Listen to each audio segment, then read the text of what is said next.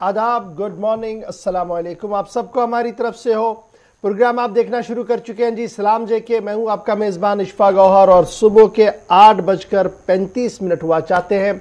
आज 30 जनवरी है और कोशिश करेंगे कि आज जब सुबह सुबह आप चाय की चुस्कियां ले रहे हैं, घर के अंदर बैठे हैं, इतवार का दिन है और आप तैयारी भी कर रहे होंगे कहीं जाने की भी, और रेस्ट्रिक्शंस भी है, कुछ और मामलात भी है। आज हर खबर पर आपको बाखबर करेंगे कि ग्राउंड जीरो पर क्या कुछ चल रहा है, और जो कल रात से बड़ी खबर सामने आ रही है उस पर भी गुफ्तगू करेंगे। लेकिन प्रोग्राम के फॉर्मेट के हिसाब से 3 हिस्सों में प्रोग्राम आप तक आएगा और तीनों पड़ावों पर जब आपके साथ हम रहेंगे तो आपको हर पल न सिर्फ जम्मू कश्मीर की खबर से बाखबर करेंगे बल्कि मुल्क और दुनिया भर के अंदर क्या कुछ चल रहा है उस पर भी हमारी गहरी नजर रहती है। तीसरे पड़ाव पर आते आते 9:40 पर आप और हम बात करेंगे, मसाइल की बात होगी, यानी आपके जो मसाइल हैं उन्हें हुकूमत तक पहुंचाने की कोशिश करेंगे। और फिर आपका हम मुंतजिर रहते हैं कि आपका जो फीडबैक है वो हम तक आए। वो फीडबैक आप कैसे भेजेंगे जी? फटाफट से हमारे सोशल मीडिया प्लेटफॉर्म के जरिए से आप ज्वाइन करेंगे। फेसबुक, ट्विटर, इंस्टाग्राम पर, यूट्यूब पर नशरियात बराह रास्त चल रही है और आप ज्वाइन करेंगे हमारी वेबसाइट www.gulistannews.in पर, ताकि आप वहां से खबर पढ़ भी सकते हैं और हमारे साथ ज्वाइन भी कर सकते हैं। तो चलते हैं जी, करते हैं शुरुआत। लेकिन शुरुआत आज खबरों से पहले जरा माजी की याद को ताज़ा करते हैं और आज के दिन तारीखी पस मंजर के अंदर क्या कुछ है याद दिलाएंगे आपको मेरे साथी आसिफ रशीद। खुशामदीद, बहुत बहुत शुक्रिया आप सभी का हमारे साथ ज्वाइन करने के लिए। सुबह खैर, प्रोग्राम सलाम जेके आप देख रहे हैं। 10 बजे तक हमारा और आपका साथ रहने वाला है। आगाज करते हैं हिस्ट्री ऑफ द डे से और बताते हैं आज की तारीख क्यों अहम है। हिंदुस्तान के एतबार से आज का दिन काफी अहमियत का हामिल।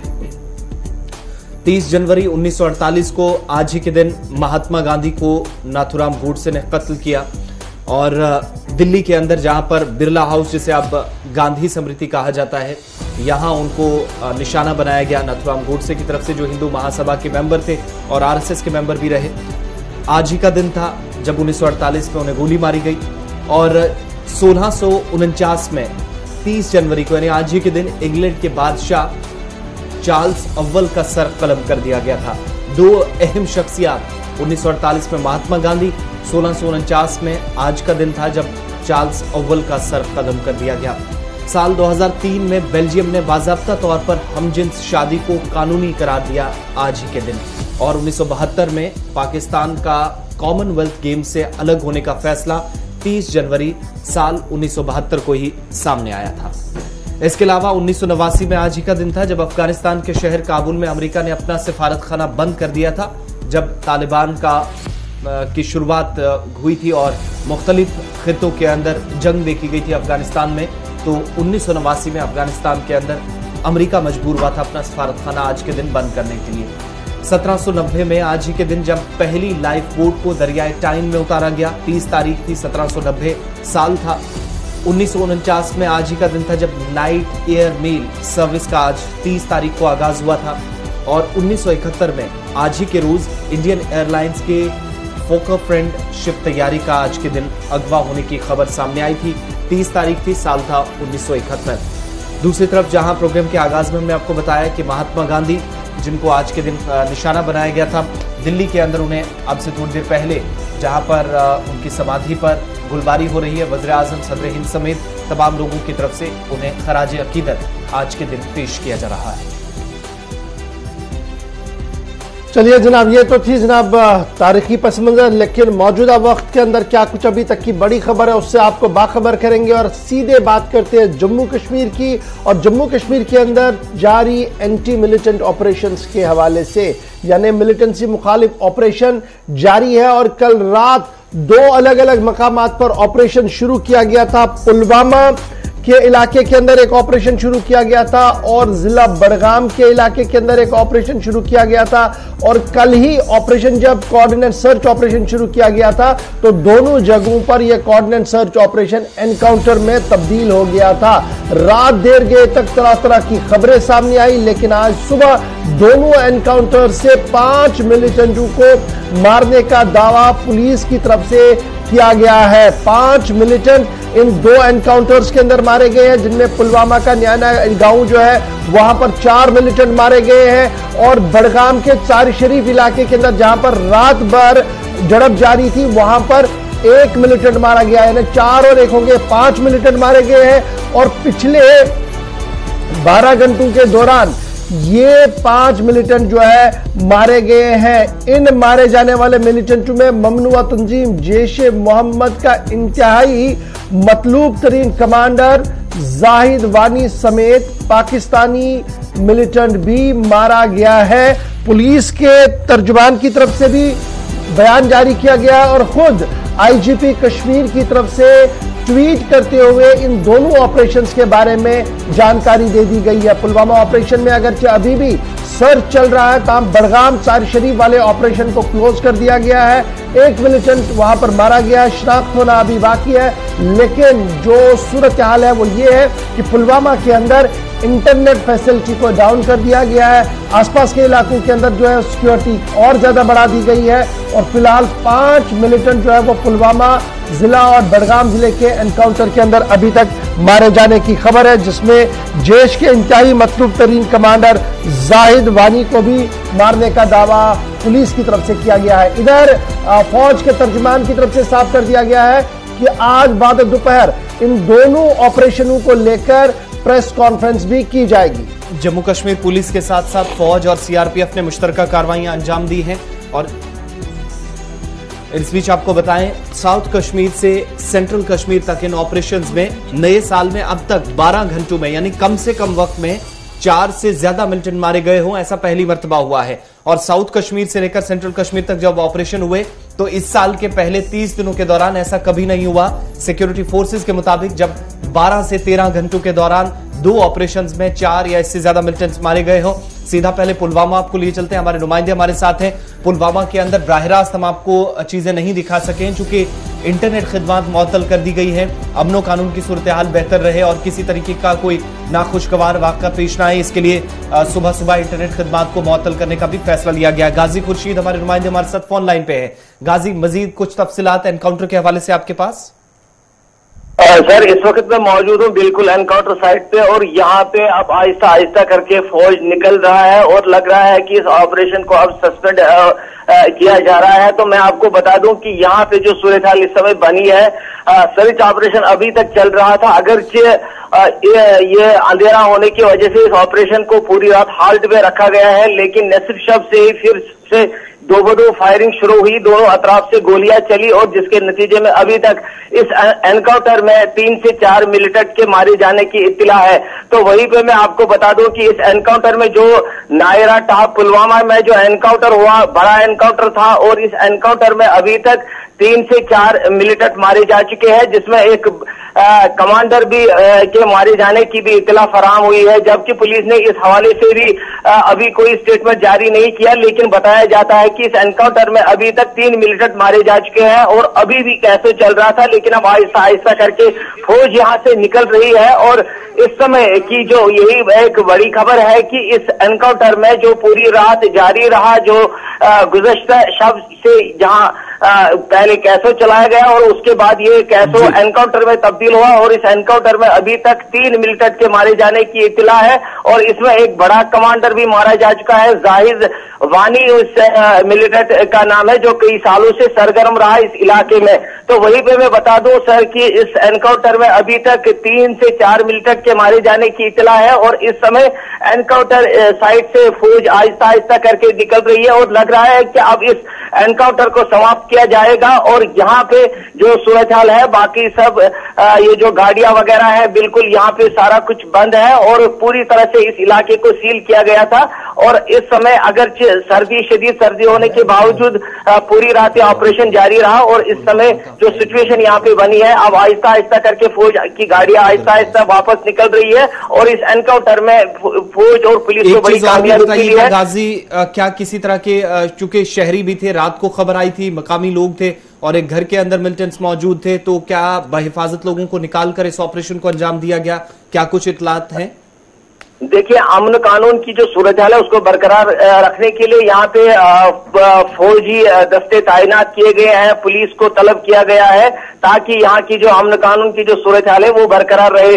वहीं पे मैं आपको बता दूं कि पुलिस की तरफ से अभी ये स्टेटमेंट जारी नहीं किया गया कि 4 मिलिटेंट यहाँ पे मारे गए या 3 मिलिटेंट की जो इत्तला है। अब ये भी सुनने में आया था कि यहाँ पे 4 मिलिटेंटों को मारा गया, लेकिन पुलिस के स्टेटमेंट का अभी इंतजार है। लेकिन यहाँ पे जो चलिए जी, बहुत शुक्रिया जी गाजी हमारे साथ ज्वाइन करने के लिए। फिलहाल गाजी खुर्शीद बता रहे हैं कि आहिस्ता आहिस्ता करके पुलवामा का जो ऑपरेशन है वो भी अब कंक्लूड हो रहा है, आहिस्ता आहिस्ता करके फौज वहां से वापस निकल रही है। लेकिन जरा बड़गाम के सराय शरीफ इलाके का भी रुख करते हैं। तस्वीरें थोड़ी देर पहले की हैं जब ऑपरेशन चल रहा था दोनों जगहों पर, और मिक्स लूप हम चला रहे हैं, दोनों तस्वीरें इकट्ठे चला रहे हैं। स्पेसिफिक कोई बात हम आपको नहीं बता रहे कि कहां की कौन सी तस्वीर है।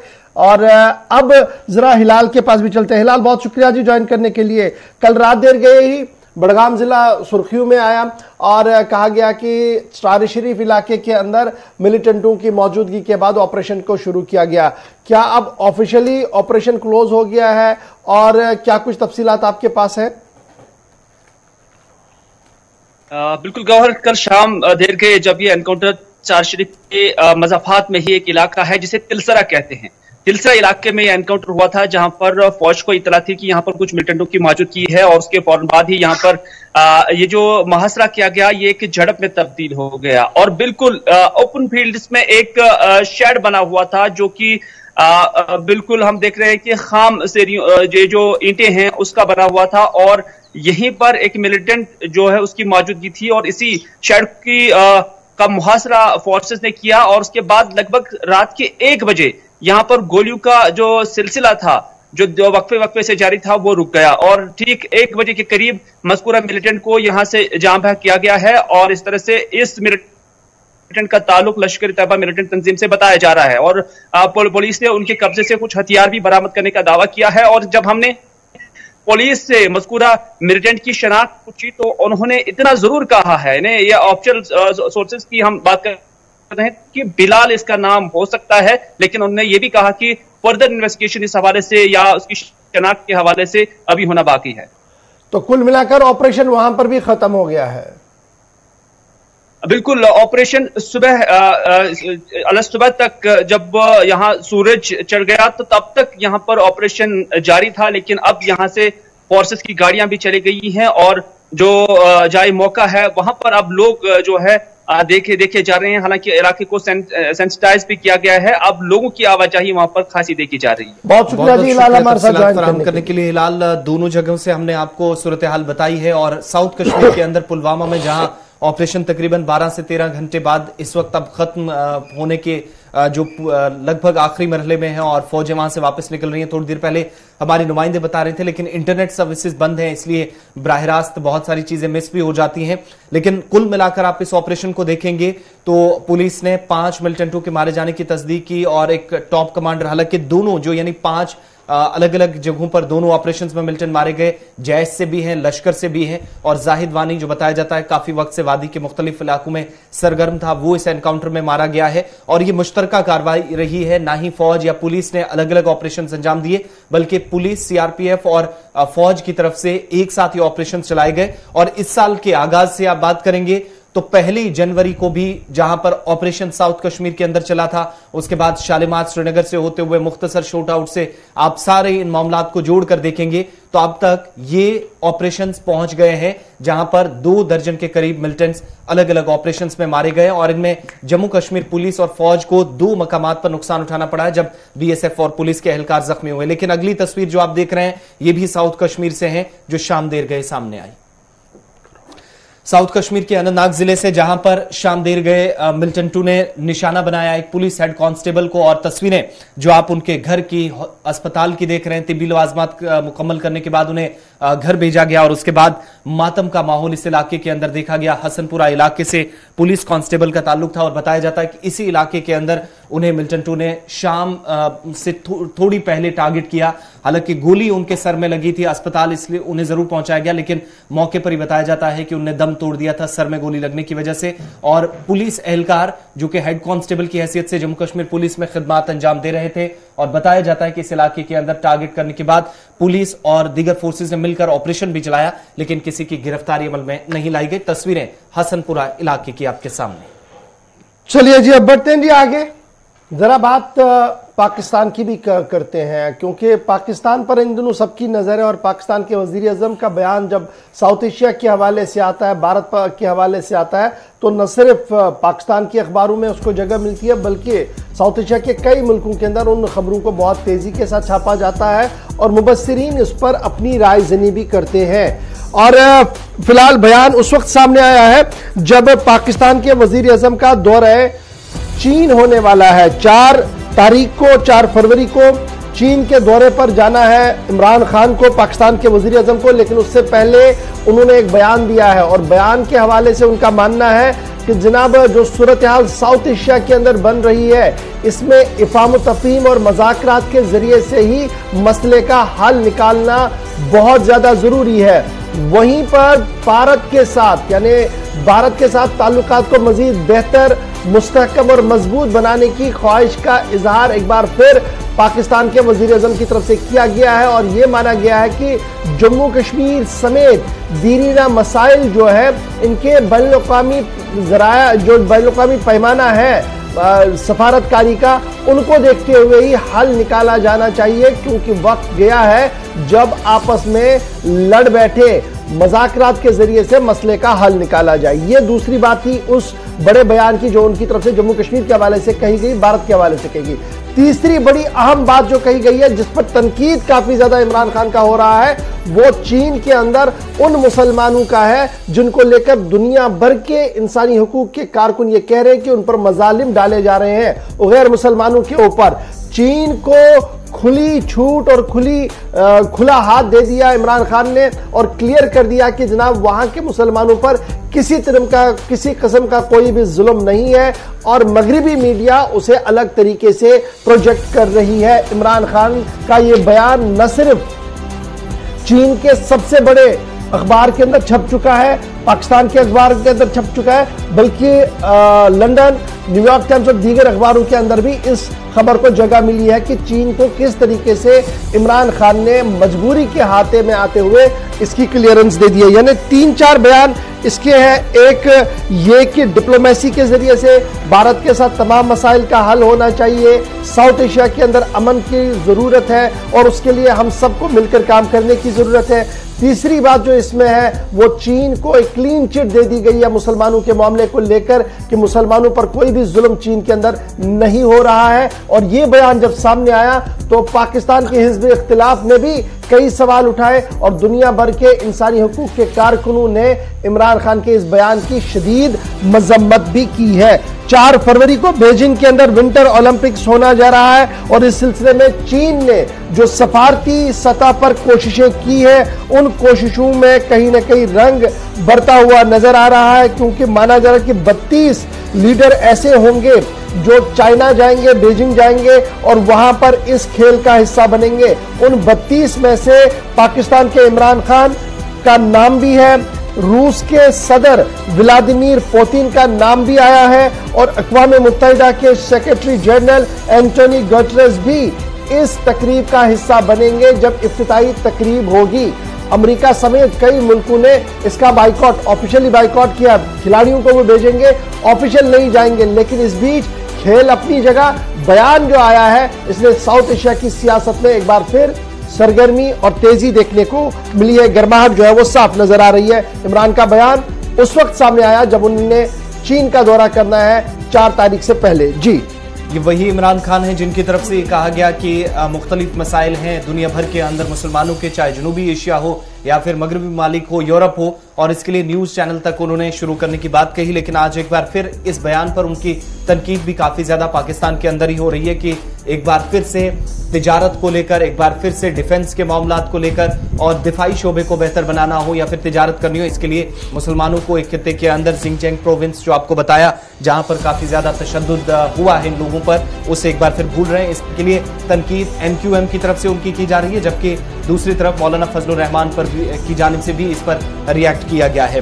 भारत और पाकिस्तान के हवाले से बात हो रही है तो बढ़ते हैं आगे। बात अब जरा सरहदों की भी करते हैं, लाइन ऑफ कंट्रोल पर, जहां पर आप आमतौर पर देखते हैं कि सूरत हाल ऐसी रहती है जहां पर कशीदगी काफी ज्यादा रही है, लेकिन अब आहिस्ता आहिस्ता साल 2020 के अवाइल में और उसके बाद 21 में जाकर थोड़ी सी कोशिश हुई कि लाइन ऑफ कंट्रोल पर कम से कम फायरिंग कम हो, रोका जाए, इस सूरत हाल से निकला जाए। लेकिन दूसरी तरफ 3 साल कबल भारत और पाकिस्तान के दरमियान जहां पर फौजी सतह की बातचीत हुई थी, बीएसएफ के हुकाम जो है वो आपस में मुलाकात करते हैं और उस तरफ से पाकिस्तानी रेंजर्स और इस तरफ से भारतीय बीएसएफ के अहलकार जो हैं, सीनियर ऑफिशियल्स जो है वो जाते हैं और ये मीटिंग हर साल हुआ करती थी। लेकिन 2017 5 जनवरी के बाद मीटिंग नहीं हो पाई थी। अब जाकर दोबारा एक बार फिर से मीटिंग हुई है और दोनों के दरमियान एक अहम मसले पर यानी कशीदगी, खासतौर से हद मुतारका पर कम कैसी जाए, इस पर तफसीली तबादला ख्याल हुआ है।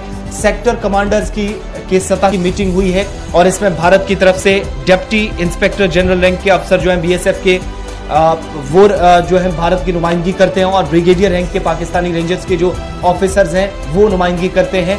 मामला सबसे ज्यादा जो होता है, जिस तरीके से आप फ्लैग मीटिंग्स देखते हैं, जिस तरीके से सेक्टर कमांडर्स की मीटिंग देखते हैं, उसी तर्ज पर ये मीटिंग होती है और उस पर्टिकुलर एरिया को लेकर जहां पर बीएसएफ इस तरफ उस तरफ रेंजर्स खिदमत अंजाम देते हैं, दोनों के दरमियान बातचीत होती है और उस कशीदगी को कम करने के लिए और आपसी जो मसाइल हैं, जीरो लाइन के ऊपर बीच में डेंजर जोन होता है, उन सारी चीजों के मसाइल के हल के लिए बातचीत की जाती है और इसी सिलसिले में मीटिंग हुई है 5 जनवरी 2017 के बाद। आज जाकर बिलाखिर तकरीबन 3.5 साल के तवील अरसे के बाद दोबारा बीएसएफ और पाक रेंजर्स के सेक्टर कमांडर्स लेवल की मीटिंग मुनक्किद की गई। अच्छा जी, ऑक्ट्रा पोस्ट पर यह मीटिंग हुई है और जो दिफाई और अस्करी माहिरीन है उनका मानना है कि ये एक मस्बत पेशरफ्त है। 2022 के आज के दिन जब जनवरी के आखिरी अयाम चल रहे हैं तो ये खबर जब सामने आई तो उनका मानना कि ये मस्बत पहल है, क्योंकि माजी में हमने देखा कि जितने ज्यादा मुज़ाकरात हुए उतना ज्यादा बेहतर फायदा भी हुआ था, लेकिन उसके बाद 2018 के बाद ये तातुल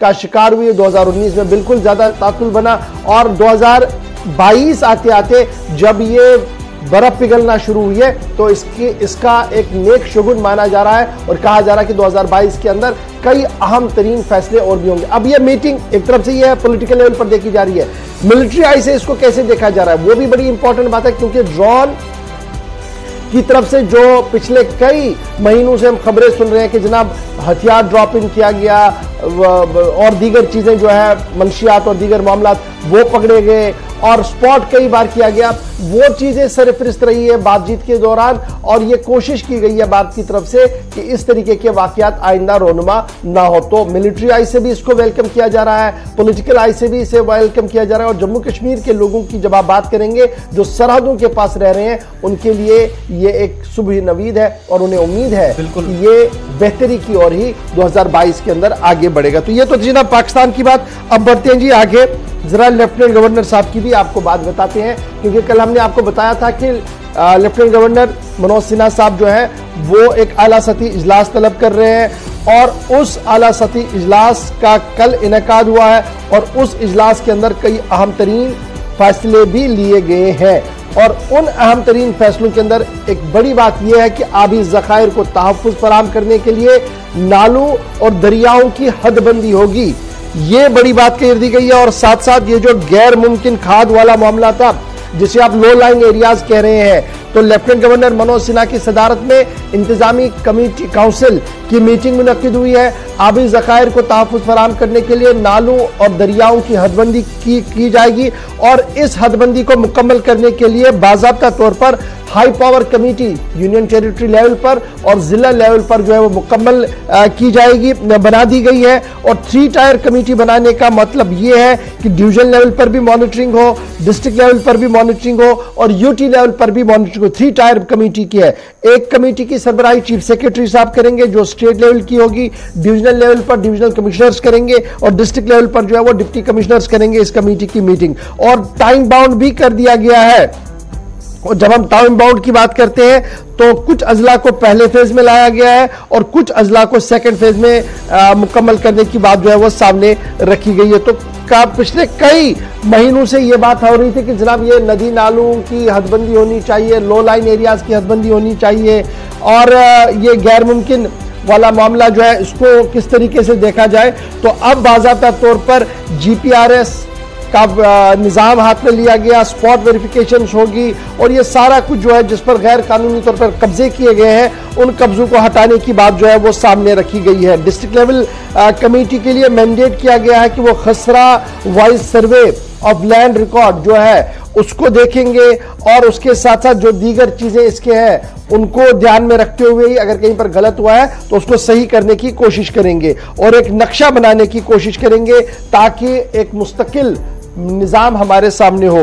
तो ये बड़ी इंपॉर्टेंट डेवलपमेंट कल हुई है जहां पर यह कह दिया गया कि आबी ज़खायर को तहफ़्फ़ुज़ फराहम करने के लिए नालों और दरियाओं की हदबंदी होगी और इन पर जो नाजायज कब्जे हैं उनको हटाने के हवाले से भी कदम उठाने की बात कही गई है। इसमें सबसे पहले आपको याद होगा कि जम्मू के 3 अजला लिए गए, 4 अजला लिए गए और रेस्ट के लिए 2 साल का वक्त मुकर्रर किया गया है इस कमेटी के लिए काम मुकम्मल करने के लिए। जी आसिफ, गैर मुमकिन खर्च, दरियाओं और नालों के आसपास की जमीन, वहां की हदबंदी, वहां की कौन सा एरिया जो है वो सरकार का है, कौन सा ऐसा रकबा है जिस पर गैर कानूनी तरीके से सरगर्मियां हैं, गैर कानूनी कब्जा किया गया है, उन सारी चीज़ों को हटाने के लिए अब बाकायदा ये कमेटियां या सब कमेटियां जो तश्कील दी गई हैं, सीनियर अफसरान को जिम्मेदारी दी गई है इंतजामी काउंसिल के इजलास में जिसकी सदारत लेफ्टिनेंट गवर्नर ने की, जिन पर यह जिम्मेदारी आयद होगी कि वो आगे की हिकमत अमली तय करेंगे और ऐसे जो खसरा नंबर्स हैं, ऐसे जो इलाके हैं जिन्हें सरकार मानती है कि यहाँ पर कब्जा हुआ है उनको छुड़ाने के हवाले से भी इकदाम किए जाएंगे। इससे पहले कि हम ब्रेक पर जाए, इस खबर के बारे में जो तफसील पूछी जा रही है वो मैं जरा फटाफट से आपको बता रहे हैं। किन डिस्ट्रिक्ट्स को नंबर 1 पे रख दिया, प्रायोरिटी वाइज किया गया। तो प्रायोरिटी जो है जी